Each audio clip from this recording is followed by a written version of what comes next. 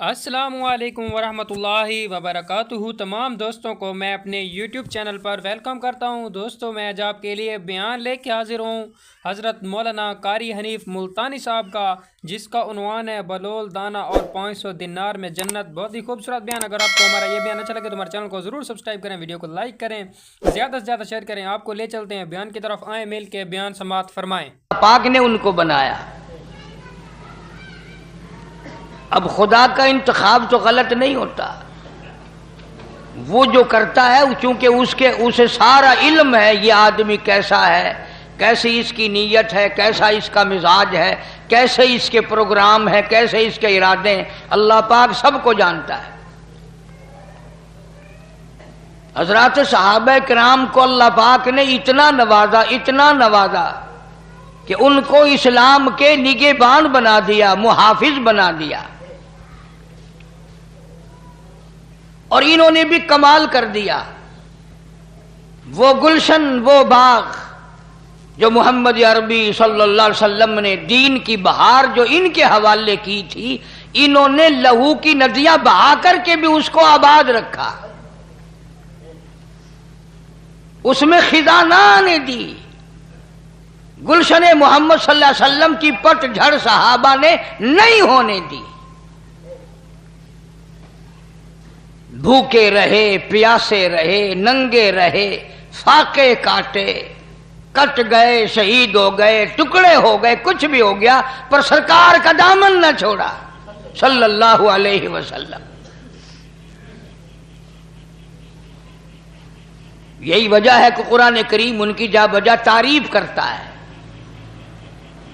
اب ان آیتوں میں اللہ پاک جل شانہ نے انہی حضرات کی تعریف فرمائی کہ بعضے لوگ ایسے ہیں۔ کیا کمال کی بات فرمائی حق سبحانہ و تعالی و تقدس نے۔ اللہ پاک جل شانہ نے فرمایا کچھ لوگ تو ایسے آئے میرے بندوں میں سے کہ انہوں نے میری ساتھ کاروبار کیا، خرید و فروخت کی۔ یعنی اللہ پاک اپنے آپ کو بیپاری بتاتا ہے، صحابہ کرام کو دکاندار بتاتا ہے کہ انہوں نے میری ساتھ کاروبار کیا، مجھ سے جنت خرید کر لی اور اپنی جانیں میرے حوالے کر دی، کسی وقت میں بھی گریز نہ کیا۔ اب ایک حضرت خالد بن ولید رضی اللہ تعالی عنہ کو لے لو، 125 جنگ لڑے ہیں اس ایک اللہ والے نے۔ آخر کبھی تو یہ کہہ سکتا تھا کہ بھی بتیرے جنگ کر لی ہے، میں نے ٹھیکہ اٹھا رکھا ہے قیامت تک لڑنے کا، اب کوئی اور آگے آئے۔ مگر چونکہ یہ لوگ شہادت کے متلاشی تھے، شہادت کے خواہاں تھے، طلبگار تھے، چنانچہ علماء کرام نے لکھا سیدنا خالد بن ولید رضی اللہ تعالیٰ عنہ کا آخری وقت ہے، رو رہے ہیں۔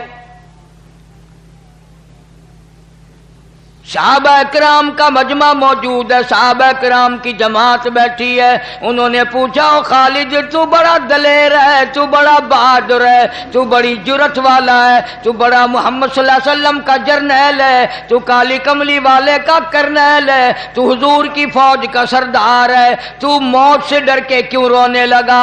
صحابی کہتا ہے موت سے نہیں ڈرا بلکہ رونا اس بات کا ہے 125 جنگ لڑے، ہر وقت شہادت کی موت مانگی، پر افسوس ہے بستر پہ موت آ رہی ہے۔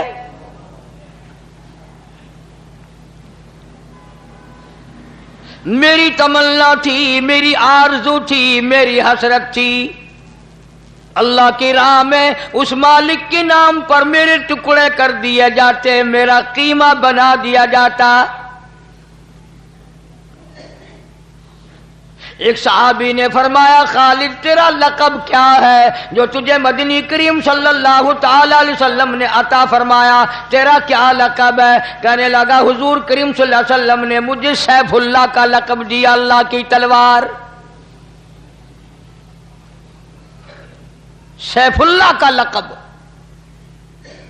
اللہ کی تلوار کا لقب دیا۔ تو صحابی نے حضرت خالد کو پھر سمجھایا رضی اللہ تعالیٰ عنہ کہ جب تجھے نبی نے سیف اللہ کا لقب دیا تو اس کا یہ اگر تو شہید ہو جائے تو اس کا مطلب یہ کہ اللہ کی تلوار ٹوٹ گئی. تجھے شہادت کیسے ملتی؟ تجھے تو اسی دن سوچ لینا چاہیے تھا جس دن اکالی کملی والے نے صلی اللہ علیہ وسلم تجھے سیف اللہ کا لقب دیا.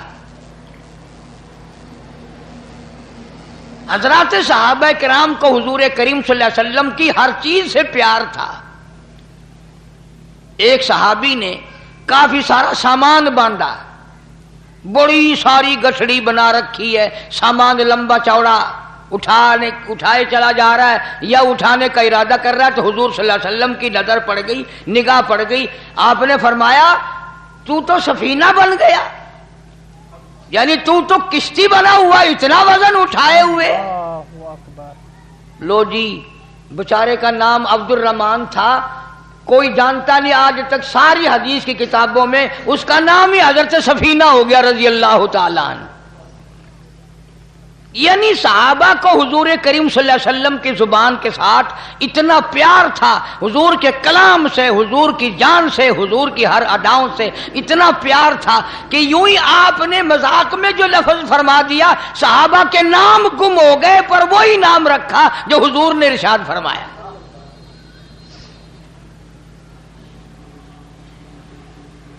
تبلیغی نصاب پڑھنے والے لوگ بھی جانتے ہیں اور عربی پڑھنے والے لوگوں کو پتہ ہے کہ حضرت ابو ہریرہ رضی اللہ تعالیٰ عنہ کا نام ابو ہریرہ نہیں، اس کا نام عبد الرحمن ہے. بلی سے بہت پیار کرتا تھا.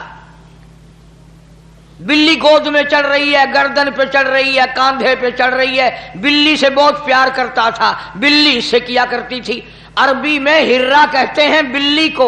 سرکار نے جب یہ بات دیکھی کہ بلی گود میں بیٹھی ہے، کندھے پہ چڑھ رہی ہے، فرمایا یا ابو ہریرہ، اور تو بلیوں کا باپ بن گیا.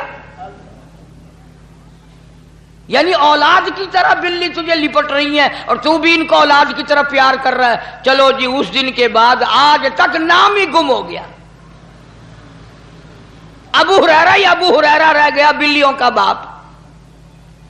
یہ میں نے ایک مثال کے طور پر دی کہ حضرات صحابہ کرام یہ سوچتے تھے کہ جو لفظ یہاں سے نکلا بس وہی کامیابی کا ضامن ہے، اور ایک ایک سنت پہ جان دیا کرتے تھے. چنانچہ یہی وجہ ہے حضرت شیخ الہند رحمۃ اللہ علیہ نے لکھا ہے، توجہ کرنا، کام کی بات آئی. حضرت شیخ الہند رحمۃ اللہ علیہ نے لکھا ہے، بات کو سمجھنا، سنت کے مطابق پخانے میں جانا اور سنت کے مطابق نکلنا 500 نفلوں سے افضل ہے جن میں کوئی ایک آدھ سنت چھوٹ گئی ہو. نبی کریم صلی اللہ علیہ وسلم کے طریقے کے مطابق پخانے میں، یعنی وہ طریقہ کیا ہے؟ کھبا پیر رکھنا اندر، بایاں پاؤں پہلے اندر رکھنا اور نکلنے میں باہر سجا پیر دانا پاؤں نکالنا. اتنی سی بات ہے. حضرت شیخ الہند فرماتے ہیں کہ پخانے میں سے نکلتے وقت، داخل ہوتے وقت یہ ارادہ کر کے کہ میرے نبی کی سنت یہ ہے، یہاں پہلے داخلے میں کھبا پیر رکھنا، نکلنے میں سجا پیر رکھنا 500 نفلوں سے افضل ہے جن میں کوئی سنت رہ گئی ہو.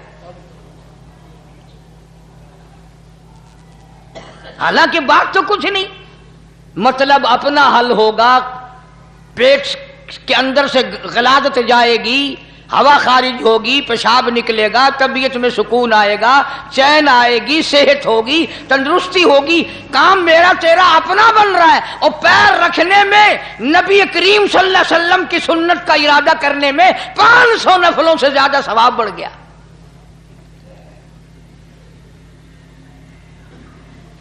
صحابہ کرام نے جب سنا، حضور کریم صلی اللہ علیہ وسلم نے فرمایا کہ دائیں طرف منہ کر کے نہ تھوکو، یہ نیکی لکھنے والا فرشتہ اس طرف ہوتا ہے.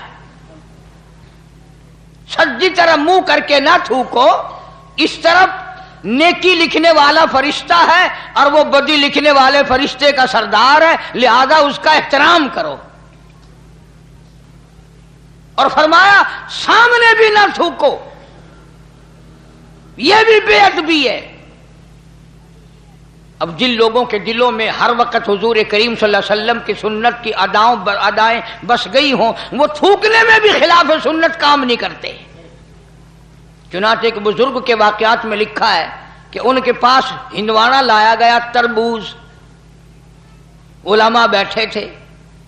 اللہ والے نے علماء سے پوچھا، بھائی میں تو اتنا بڑا عالم نہیں، آپ لوگ بتائیں کہ حضور کریم صلی اللہ علیہ وسلم کی سنت ہندوانا کھانے میں، نوش فرمانے میں توڑ کے کھانا ہے سنت یا چاقو سے کاٹ کے کھانا سنت ہے؟ یوں ہی توڑ لیا جائے کسی چیز میں مار کے یا ہاتھ سے، یا چاقو سے کاٹ کے کھانا سنت ہے؟ علماء کرام نے جواب دیا کہ جس بارے میں تحقیق نہیں، پتہ نہیں حضور صلی اللہ علیہ وسلم کا تربوز ہندوانا کھانے میں کیا طریقہ تھا۔ اللہ والے نے فرمایا اٹھا کے لے جاؤ، اگر کاٹ کے کھانا سنت ہو اور میں توڑ کے کھاؤں، اور اگر توڑ کے کھانا سنت ہو میں کاٹ کے کھاؤں، نبی کریم صلی اللہ علیہ وسلم کے طریقے کے خلاف ہندوانا کھا کر میں خدا کے یہاں نہیں جانا چاہتا۔ اب یہ تو کوئی لمبی چوڑی بات نہیں، ہمارے یہاں کوئی طریقہ ہی نہیں ان چیزوں کا۔ ہاتھ دھو کر کے کھانا کھانا، سجے ہاتھ سے کھانا کھانا، بسم اللہ پڑھ کر کے کھانا شروع کرنا، ہر لقمے کے ساتھ تقریباً الحمدللہ کہنا، بعد میں پوری دعا پڑھنا، یہ ساری چیزیں سنت ہیں۔ اور اگر ہمارے دلوں میں حضور صلی اللہ علیہ وسلم کی محبت پیدا ہو جائے، ثواب بھی ملے گا، آقا کے قریب بھی ہو جاؤ گے۔ اتنا آدمی قریب ہو جاتا ہے کہ ایک آدمی تھا بہت بڑا بزرگ، 70 سال تک عبادت کی، ایک دن وضو کرتے کرتے 3 دفعہ منہ دھونا، 3 دفعہ ہاتھ دھونے، 3 دفعہ باں دھونی، ایک باں 3 دفعہ، یہ سنت ہے۔ دھیان نہیں کیا، ایک بازو ایک باں 2 دفعہ دھوئی۔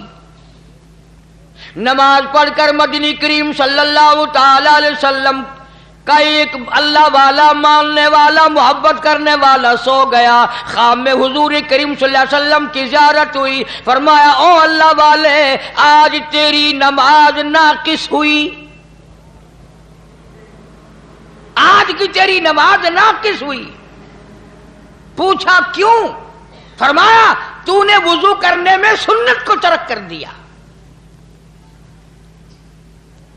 ہمارے خیال میں تو نہ نماز میں کوئی سنت ہے، نہ وضو میں کوئی سنت ہے، نہ عبادت کے طریقے میں کوئی سنت ہے، نہ چلنے پھرنے میں کچھ بھی نہیں، جو ہم کر دیں وہی سنت ہے ہمارے یہاں۔ تو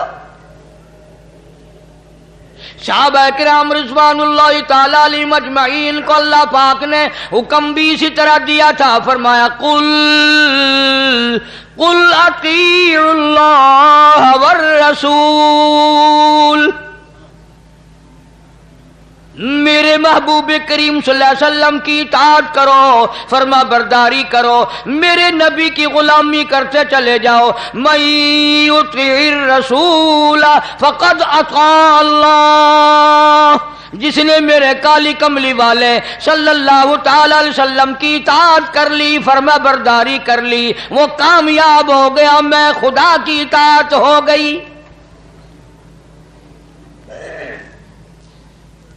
مدینہ پاک میں حضور کریم صلی اللہ تعالی علیہ وسلم تشریف فرمائے، آپ نے ایک لشکر تیار فرمایا، ایک فوج تیار فرمائی، ایک قافلہ تیار فرمایا، اور اس کو جنگ کے لیے روانہ کر دیا، جہاد کے لیے روانہ کر دیا۔ خدا کی قسم وہ کتنا مقدروں والا لشکر ہوگا جس کو روانہ کرنے والے خود کالی کملی والے ہیں۔ مدینہ پاک سے 2-3 میل باہر تک حضور تشریف ساتھ لے گئے، نصیحتیں فرمائی، طریقہ کار فرمایا، سارا سمجھایا۔ اب کرنا توجہ، حضور کریم صلی اللہ تعالی علیہ وسلم نے فرمایا اس لشکر کا پہلے جھنڈا جعفر طیار رضی اللہ تعالی عنہ کے ہاتھ میں دینا۔ یہ حضرت علی شیر خدا رضی اللہ تعالیٰ عنہ کے بھائی ہیں، جعفر طیار۔ فرمایا پہلے جھنڈا جعفر طیار کو دینا، اور پھر جھنڈا عبداللہ بن روا کو دینا۔ اور پھر جھنڈا اسامہ بن زید رضی اللہ تعالیٰ عنہ کو دینا. یاد کر لو یہ بات. سرکار دو عالم صلی اللہ علیہ وسلم نے فرمایا جنگ کے لیے جاؤ، 3 میل مدینہ پاک سے باہر نصیحتیں کرتے کرتے ساتھ ساتھ تشریف لائے. فرمایا پہلے جھنڈا دینا جعفر طیار کو، پھر جھنڈا دینا عبداللہ بن رواح کو، پھر جھنڈا دینا اسامہ بن زید رضی اللہ تعالیٰ عنہم کو.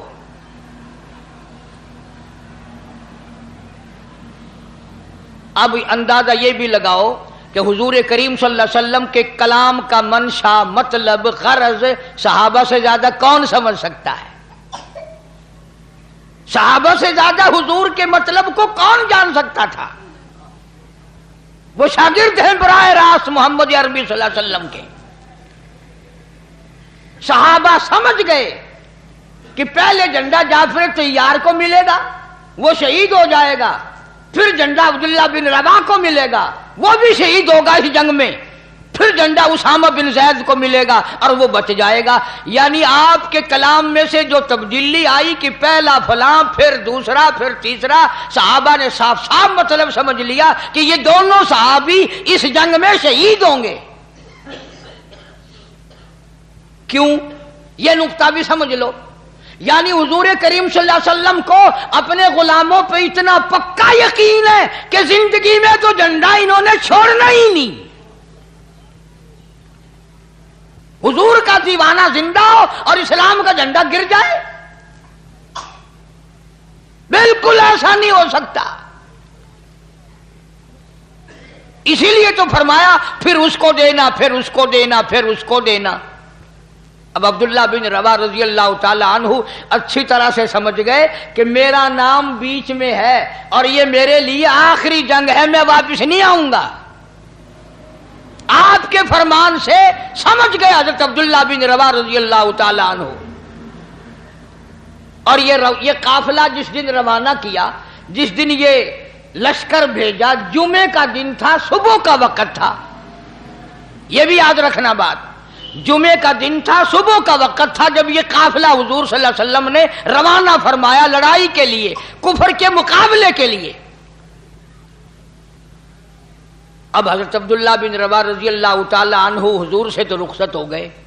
پھر دل میں ایک بات آئی کہ میرا یہ آخری جنگ ہے، آخری جہاد ہے، آخری لڑائی ہے، میں واپس تو آؤں گا نہیں. جمعے کا دن ہے، جمعے کا دن ہے، سواری میری بڑی تیز ہے، کیوں نہ میں اپنا آخری جمعہ حضور کے پیچھے پڑھ کے جاؤں، دیدار بھی کروں، جمعہ بھی پڑھوں، اور پھر میں اپنی سواری کو دوڑا کر قافلے کو آ کے مل جاؤں گا. اب آپ لوگ ایمانداری سے بتائیں اور سوچیں، اس میں صحابی کی بزدلی نہیں، گھبرانا نہیں، بھاگنا نہیں، لالچ نہیں، طمع نہیں، کوئی غرض نہیں، دنیا مقصد نہیں، کوئی اور دھندا نہیں. عشق کی بات ہے نا کہ میں اپنے آقا کا اور دیدار کروں، اور ایک جمعہ آخری جمعہ ہے، میں حضور کریم صلی اللہ علیہ وسلم کے پیچھے اپنا آخری جمعہ پڑھ کے جاؤں. اگر کسی طریقے سے ہم میں سے کسی کو پتہ چل جائے کہ میری موت ہفتے کو آنی ہے تو پتہ ہے جمعہ کوشش کریں گے جمعہ مکے میں جا کے پڑھنے کی، کہ آخری ہفتے کو تو انشاءاللہ روانہ ہو ہی جانا ہے، پھر جمعہ بھی کعبے میں ہونا چاہیے. ہر آدمی کوشش کرے گا. اور یہ تو صحابی ہے. چنانچہ عبداللہ بن رواح رضی اللہ تعالیٰ عنہ اس دل میں عشق کی چنگاری اٹھی، عشق کے سوز و گداز اٹھے، عشق نے مجبور کیا، محبت نے مجبور کر دیا، واپس مدینے میں آ گیا. اس لیے میں اپنا آخری جمعہ محمد کریم صلی اللہ علیہ وسلم کے پیچھے پڑھ کے جاؤں، ایک مرتبہ اپنے آقا کا، محبوب کا اور دیدار کرتا جاؤں. مدینے میں آ گیا، گھر نہیں گیا، بیوی بچوں کے پاس نہیں گیا، کچھ اور کہنے، کچھ سمجھانے، کچھ نصیحت کرنے. یقین، بلکہ یقین جب ہو گیا کہ بھی میں واپس نہیں آؤں گا، گھر جانا چاہیے تھا کہ بھی خیال کرنا، صبر کرنا، میری واپسی نہیں ہے. बीवी को बताते बच्चों का यूं करना, लड़की का यूं करना, लड़के का यूं करना, कारोबार और बाग को यूं करना। बिल्कुल कर नहीं गए साहबी। मस्जिद नबवी में आया है और नमाजी जुमा के बाद मोहम्मद करीम सल्लल्लाहु ताला अलैहि वसल्लम की अब्दुल्ला बिन रवा पे नजर पड़ गई, निगाह पड़ गई। खुद सहाबी कहता है हुजूर करीम सल्लल्लाहु अलैहि वसल्लम मुझसे इतने नाराज हुए, इतने खफा हुए, इतने गुस्से में आए, सारी जिंदगी में सहाबी कहता है मैंने हुजूर को इतना गुस्से में कभी नहीं देखा। चेहरे अनवर सुरख हो गया और गुस्से में आकर, जलाल में आकर फरमाया अब्दुल्लाह मैंने तुझे सुबह रवाना कर दिया था, तू जिहाद फी सबीलिल्लाह के लिए निकल चुका था, अल्लाह की राह में तू निकल चुका था, तू लश्कर के साथ चला गया था, मैंने झंडे के बारे में भी फरमा दिया था, तू यहाँ कैसे? कहता है आका और गरज कोई नहीं और तमन्ना कोई नहीं, बीवी बच्चों में ना गया हूं, ना मैंने जाना है, न किसी यार दोस्त से मिलना है, न और कोई काम करना है। आखिरी जुमा में आपके कलाम से समझ गया था मेरा आखिरी जंग है, आखिरी जिहाद है। मैं आपके इरशाद से समझ गया, मैंने सोचा आखिरी जुमा हुजूर के साथ पढ़ के जाऊं सल्लल्लाहु अलैहि वसल्लम और दीदार कर लूं। मेरी सवारी बड़ी तेज है, मैं अपने साथियों से शाम से पहले पहले जा मिलूंगा, शाम से पहले पहले मैं अपने साथियों को जा मिलूंगा। हुजूर करीम सल्लल्लाहु अलैहि वसल्लम गुस्से में तो थे ही, फरमाया क्या कहते हो? कि जी मैं अपने साथियों से जा मिलूंगा। फरमाया जब तेरे साथी जन्नत में जाएंगे, तवज्जो करना, फरमाया जब तेरे साथी जन्नत में जाएंगे, इतना फरमाकर खामोश हो गए, 5 सांस लिए। इसके बाद फरमाया तू अपने साथियों से 500 साल बाद में जन्नत में जा सकेगा। अंदाजा लगाओ, इश्क में आकर के वापस आ गया, 3 मील मदीने में हो क्या गया? जुमे के लिए आ गया, दीदार के लिए आ गया, मगर फरमाया मदनी करीम सल्लल्लाहु ताला अलैहि वसल्लम ने हुजूर के 5 सांसों से मुराद वही 500 साल है। और लोगों अंदाजा लगाओ, नबी के हुक्म के खिलाफ दिल में इरादा नहीं, प्रोग्राम नहीं, दुनिया का कोई लालच नहीं, दुनिया का कोई तमा नहीं, कोई हिरस नहीं, वो तो 500 साल बाद में जन्नत में जाएगा। जिन्हें सारी उम्र झूठ बोलते गुजर गई, जिन्होंने सारी उम्र हराम खाने में बसर कर दी, जो सारी उम्र कुफर करते जाते हैं, शिरक करते जाते हैं, नबी के दीन को मिटाए चले जाते हैं। और लोगों उनके बारे में तुम बताओ वो जन्नत में कब जाएंगे? यानी अल्लाह पाक जल्ले शानहू के नजदीक हुजूर है, बेदीनी का दौर दौरा है। लेकिन हम ये सोचकर कि भी बड़े गुनाह हो रहे हैं, चलो जुमे की पहले 2 रकात पढ़ा करते थे, आज से 4 रकात पढ़ा करेंगे ताकि और हमारे गुनाह माफ हो जाएं, ताकि और हमारी इबादत में इजाफा हो जाए, नेकियां बढ़ जाए, गुनाह मिट जाए, अल्लाह पाक राजी हो जाए। नीयत तो अच्छी है, लेकिन 2 रकात के बजाय 4 पढ़ने से ये 2 भी ना होंगी। इसलिए कि मोहम्मद करीम सल्लल्लाहु अलैहि वसल्लम के फरमान के खिलाफ और आपकी सुन्नत के खिलाफ और आपके तरीके कार के खिलाफ होगा। हर चीज को ले लें आप। मिसाल के तौर पर सुन्नत है और शरीयत में साबित है कि सुबह सादिक से रोजा रखो और शाम को इफ्तार के वक्त, गुरूब के वक्त रोजा इफ्तार कर दो। कोई आदमी ये कहे कि जी मैं तो डबल सवाब लेना चाहता हूं, मैं तो आज रोजा रखकर कल शाम को खोल लूंगा, मैंने तो रोजा इफ्तार करना ही नहीं ताकि मेरे सवाब में इजाफा हो, ताकि मेरी नेकियों में बढ़ावा आ जाए, मेरी नेकियां बढ़ जाए। उलमा किराम ने लिखा है उसका पहला रोजा भी मंजूर नहीं। اس لیے کہ ہم ان باروں میں مختار نہیں. جو طریقہ جو اصول محمد عربی صلی اللہ تعالی علیہ وسلم نے بتا دیے، فرما دیا، اس کے ایک سوت ادھر ادھر کرے گا تو مارا جائے گا. آج ہم بے شمار گناہ کر رہے ہیں عشق کے نام پر. انہوں نے کہا ڈھولک کیوں بجا رہا ہے؟ کہ حضور کی محبت میں. انہوں نے کہا تبلا کیوں کھڑکا رہا ہے؟ سرنگی کیوں بجا رہا ہے؟ کہ واہ واہ، تجھے تبلا نظر آتا ہے؟ میں تو قوالی شریف کر رہا ہوں، حضور صلی اللہ علیہ وسلم کی تعریف کر رہا ہوں. لوگ عبادت سمجھتے ہیں. کون کہتا ہے یہ اگر عبادت ہوتی تو کیا تمہیں تبلا میسر آ سکتا ہے؟ تمہیں سرنگی مل سکتی ہے؟ صحابہ کرام کو نہیں مل سکتی تھی؟ جو ایک ایک بال کے برابر بھی حضور کے طریقے کے خلاف کرنے کو تیار نہ تھے. جس صحابی کو یہ پتا چل گیا کہ یہاں حضور اب ایک میں بات کروں آپ سے، لکھ کے پڑھے لوگ بھی آتے ہیں، سمجھدار بھی، پیشاب کرنا تو کوئی عبادت نہیں، پیشاب کرنا تو کوئی عبادت نہیں. لیکن کسی صحابی نے اگر دیکھ لیا کہ جنگل کے اس پہاڑ کے اس جگہ پر حضور کریم صلی اللہ علیہ وسلم نے پیشاب فرمایا تھا، صحابی کا جب بھی وہاں سے گزر ہوا پیشاب آیا یا نہ آیا وہاں اتنی دیر ضرور بیٹھ گیا. یہ بھی ضروری نہیں کہ وہاں پیشاب کیا، پیشاب آیا یا نہ آیا، اور پھر بھی اتنی دیر وہاں صحابی بیٹھ کے گیا جہاں اس کی آنکھوں نے حضور کریم صلی اللہ علیہ وسلم کو پیشاب کے لیے بیٹھا ہوا دیکھا تھا. مطلب میرا یہ ہے کہ ان حضرات کے دل میں اتنی محبت تھی، اتنا جذبہ تھا، اتنا گہرا تعلق تھا کہ یہ ایسی چیزوں کو بھی یہ لوگ نہیں چھوڑتے تھے. حضور کریم صلی اللہ علیہ وسلم نے سینگیاں لگوائیں.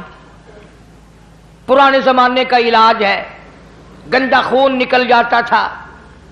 آج کل تو الحمدللہ ٹکا گولی ہے، ایک مرض ختم ہو جاتا تو انشاءاللہ 10-20 مرض اور کھڑے ہو جاتے ہیں ساتھ ساتھ. سینگیاں لگوایا کرتے تھے اس زمانے میں. پچھلے زمانے تک بھی سینگ اور جلمہ جوک چلتی رہی. تو آپ صلی اللہ علیہ وسلم نے سینگیاں لگوائیں اور ایک برتن میں وہ خون جمع فرمایا. حضرت عبداللہ بن زبیر رضی اللہ تعالیٰ عنہ حضور کریم صلی اللہ علیہ وسلم کا بھانجا، اسماء بنت ابو بکر کا بیٹا رضی اللہ تعالیٰ عنہ، حضور کریم صلی اللہ علیہ وسلم کا بھانجا، ابو بکر کا پیارا پیارا نواسا، اسماء بنت ابو بکر کا لخت جگر، سیدہ عائشہ صدیقہ کا منہ مولا بیٹا حضور کی خدمت میں موجود تھا. آپ نے فرمایا او عبداللہ یہ خون لے جا اور کسی ایسی جگہ پھینک کے آنا جہاں کسی کا پیر نہ آئے، بے ادبی نہ ہو. حضرت عبداللہ بن زبیر رضی اللہ تعالیٰ عنہ اٹھے، برتن کو لے کے چلے گئے، پیچھے گئے مکان کے. کچھ دیر کے بعد جلدی سی لوٹ آئے. حضور کریم صلی اللہ علیہ وسلم نے پوچھا عبداللہ خون ڈال آیا؟ کہتا ہے جی حضور ڈال آیا ہوں. فرمایا تجھے سمجھایا تو تھا، ایسی جگہ بھی ڈال کے آیا. نبی کا خون ہے اور نبی کا نہیں، امام الانبیاء کا خون ہے صلی اللہ علیہ وسلم. رسولوں کے رسول کا خون ہے، کہیں یوں ہی تو نہیں پھینک آیا.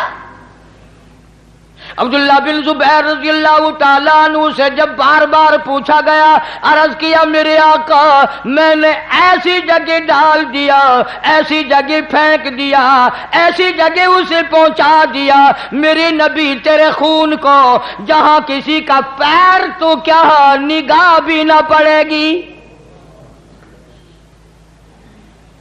نظر بھی نہیں پڑے گی، میں نے ایسی جگہ اس خون کو ڈال دیا. اور ایک اور بات بتاؤں، یہ آپ صلی اللہ علیہ وسلم بھی تو جان جان کے پوچھ رہے ہیں. حضور کو پہلے سے شک ہے اپنے دیوانوں کے بارے میں کہ اس نے ایسا کیا ہوگا. اپنے پروانوں کو حضور جانتے تھے.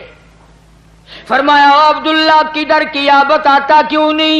عرض کیا میرے آقا میں نے بڑا سوچا امام الانبیاء کا لہو کالی کملی والے کا خون ہو میں زمین پہ کیسے پھینک دوں؟ میں نے تو پی لیا.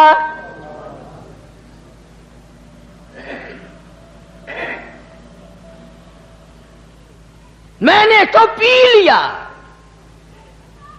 میرے پاس وہ جگر نہ تھا، میرے پاس وہ دل نہ تھا جس دل سے میں آپ کا لہو زمین پہ پھینک دیتا. میں نے تو چپکے سے مکان کے پیچھے کھڑا ہو کر پی لیا. فرمایا عبداللہ جا 7 پشتوں پہ دوزخ حرام ہو گئی. جن لوگوں نے نبی کے خون کی حفاظت کی انہوں نے نبی صلی اللہ علیہ وسلم کے دین کی بھی حفاظت کی اور اس کو اس رنگ میں رکھا جس رنگ میں جس طریقے سے حضور کریم صلی اللہ علیہ وسلم نے ان کو دیا تھا. کوئی اس میں خیانت نہیں کی، کوئی اس میں تبدیلی نہیں کی.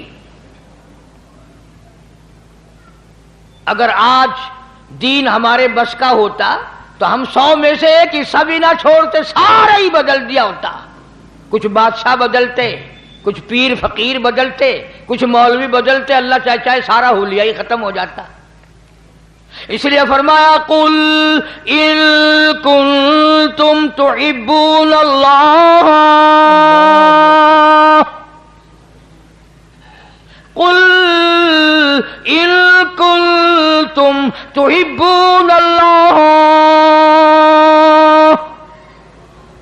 میرے محبوب کریم صلی اللہ تعالی علیہ وسلم اگر یہ چاہتے ہو کہ اللہ پاک سے محبت کی جائے، اللہ سے محبت کریں، اللہ کے نیک بندے بن جائیں، فاتبعونی انہیں کہو یہ تیری تابعداری کریں،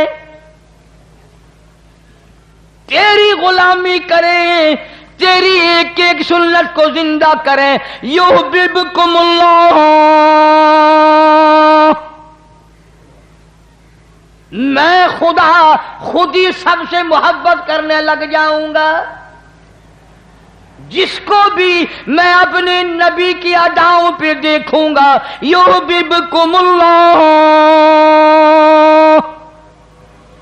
میں خدا پھر ان سے پیار کروں گا، میں خدا ان سے محبت کروں گا، میں ان کو اپنا ولی بنا لوں گا. الہی اگر وہ گناہگار ہوا، سیاکار ہوا، فاسق و فاجر ہوا، پھر کیسے یار بنا لے گا، کیسے دوست بنا لے گا، کیسے ولی بنا لے گا؟ فرمایا یغفر لکم ذنوبکم، میں اس کے گناہوں کو معاف کر کے اس کو صاف پاک بنا دوں گا. واللہ غفور الرحیم،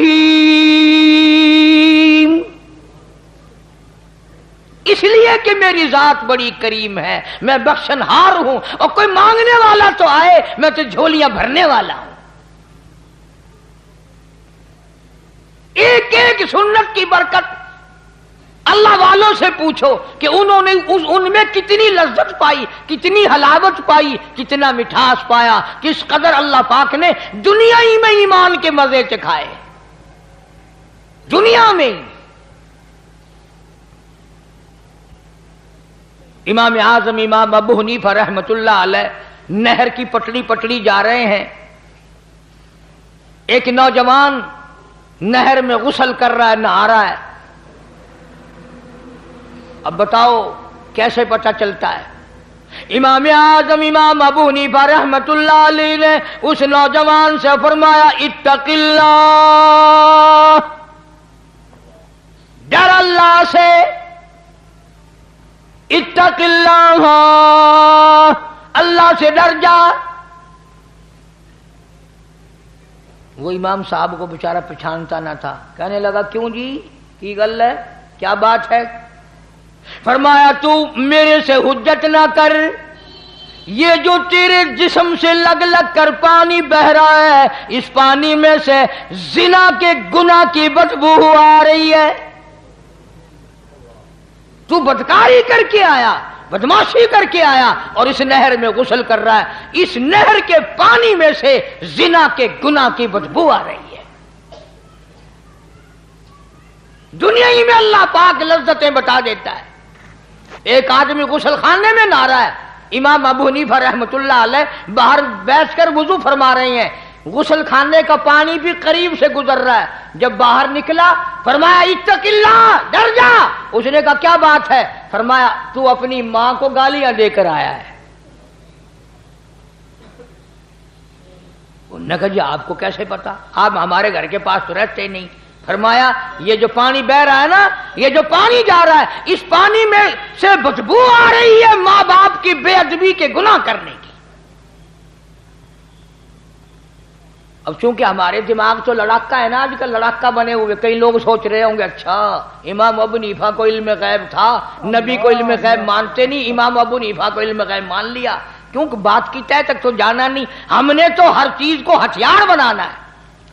فرمایا من عمل صالحا من ذکر او انثى وهو مؤمن فلنحيينه حياة طيبة ولنجزينهم اجرهم باحسن ما كانوا يعملون۔ اللہ پاک فرماتے ہیں مرد عورت جب میری رضا کے لیے نیکیاں کرتے ہیں اور میرے یہاں قبول ہوتی ہیں، میں پھر دنیا ہی میں ان کو ایمان کے مزے چکھاتا رہتا ہوں، ان کو لذت اور حلاوت دنیا ہی میں آتی رہتی ہے۔ عرض کرنے کا مقصد یہ کہ حضرات صحابہ کرام سے بڑھ کر کون متبع سنت ہو سکتا ہے، کون ارادہ کر سکتا ہے؟ ایک ایک چیز میں حضور کریم صلی اللہ علیہ وسلم کے وہ پیچھے رہتے تھے، ایک ایک ادا کے۔ مدینہ پاک اللہ پاک سب کو زیارت نصیب فرمائے۔ مدینے میں ایک مائی رہتی ہے، اماں اس مائی کی، اس لڑکی کی مکے پاک میں ہے، فتح مکہ سے پہلے کا واقعہ ہے۔ وہ ماں جو آئی، لڑکی کی محبت دل میں اٹھی، بیٹی کو ملنے کو دل چاہا، سفر کر کے مدینے آئی، دروازہ کھٹکھٹایا، اندر سے پوچھا کون ہے؟ کہنے لگی بیٹی جلدی دروازہ کھول، میں تیری اماں ہوں، مکے سے آئی ہوں ملنے کے لیے، تیری شکل دیکھنے کو ترس گئی، تو میری بیٹی ہے پیاری۔ ایمانداری سے بتاؤ، بھاگ کر دروازہ کھولنا چاہیے تھا، اماں کو لپٹ جاتی، خوشی کے آنسو آ جاتے، میری پیاری اماں، میری پیاری اماں، اتنا سفر کر کے آئی، دکھ اٹھا کر کے آئی۔ اللہ غنی، اندر بیٹھی بیٹھی لڑکی کہتی امی جان میں تمہیں کفر کی حالت میں چھوڑ کر آئی تھی، اس وقت تم کافرہ تھی، کلمہ نہیں پڑھتی تھی، یہ تو بتاؤ میرے نبی کا کلمہ پڑھ کر آئی یا وہی حالت ہے؟ مسلمان بن کر آئی ہو یا بھی حالت کفر پہ ہو؟ امی کہنے لگی بیٹی ان باتوں کو چھوڑ، آخر میں تیری اماں ہوں، تو میری بیٹی ہے، محبت نے مجبور کیا، میری اٹڑیاں کرلائی، میں تجھے ملنے کے لیے چلی آئی، میں تیری شکل دیکھنا چاہتی ہوں۔ اندر سے آواز آتی ہے امی برا نہ ماننا، جب تک میں حضور کریم صلی اللہ علیہ وسلم سے کسی کو بھیج کر پوچھ نہ لوں کیا کافر ماں کو گھر میں آنے دوں کہ نہیں، اس وقت تک دروازہ بند رہے گا۔ کتنی بڑی اتباع ہے، کتنی بڑی غلامی ہے، یعنی یہ بھی کوئی پوچھنے کی بات تھی؟ چنانچہ آدمی بھیجا، حضور کریم صلی اللہ تعالی علیہ وسلم سے پوچھا، آپ نے اجازت عطا فرمائی، تب دروازہ کھولا۔ اماں نے کئی دن قیام کیا، ٹھہری بیٹی کے گھر، مکے جانے کا ارادہ کرنے لگی تو غریب تھی ماں، بیٹی کا ذرا حال اچھا تھا، کہنے لگی میں تیری اماں ہوں، غریب ہوں، میری کچھ امداد کر، میری ساتھ کچھ سلوک کر، کوئی خدمت کر میری، میں تیری اماں ہوں، غریب ہوں۔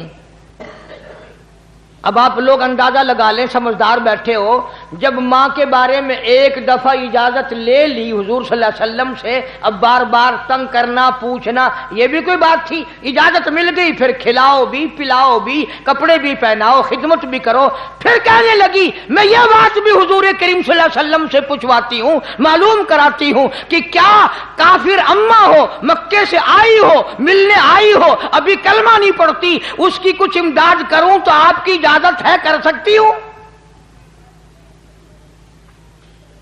یہ تو عورتوں کا حال ہے، عورتوں کا۔